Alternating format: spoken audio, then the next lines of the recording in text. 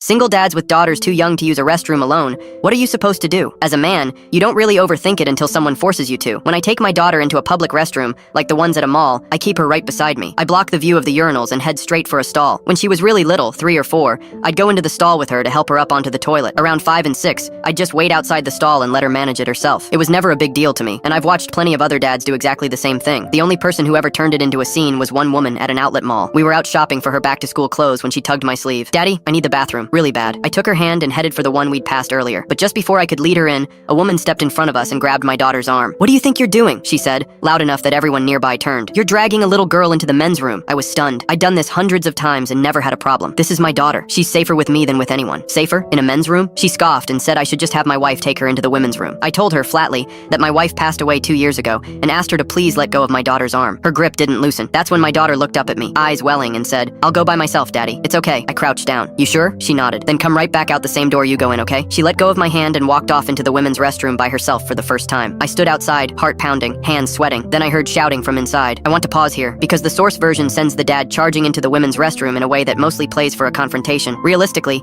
a parent in this spot would grab help fast, and the version where he protects his kid without making her ordeal, the centerpiece lands better and keeps everyone squarely on his side. So here's how I'd carry it. I didn't hesitate, but I also wasn't going to walk in there blind and hand that woman a story. I called out for someone to help, and a security guard who'd noticed the commotion at the entrance was already coming over. A mother walking out held the door and said, "There's a man's little girl in here being screamed at. Go." I went in with the guard a step behind me. The same woman had my daughter cornered by the sinks, gripping her arm, her face inches away. "Do you even know how to use a toilet? Look at the mess you made." My daughter was sobbing, apologizing over and over, trying to pull free. There was a little splash on the floor and the seat, exactly the kind of thing that happens when a 6-year-old can't reach an adult-sized toilet. I scooped my daughter up and got her behind me. "Let go of her, now!" The woman spun to the guard. "He's a man in the women's restroom. Arrest him." The guard had already heard enough from the women filing out, and one of them spoke up before he could. She had a child by the arm screaming in her face. He came in because of her. Another woman added, "I watched a mom bring her son in here 10 minutes ago and you didn't say a word. What's the difference?" The woman's face went red. She started in about how she was only trying to protect kids, but nobody was buying it anymore. The guard asked her to come with him to sort it out, and as she was walked off, she snapped something bitter over her shoulder. I didn't even hear the end of it. I was busy wiping my daughter's tears. One of the moms helped me clean up the little mess and crouched down to my girl's level. "You didn't do anything wrong, sweetheart. That lady was the one being unkind." My daughter sniffled and nodded. The guard came back a few minutes later and told me the woman had been asked to leave the property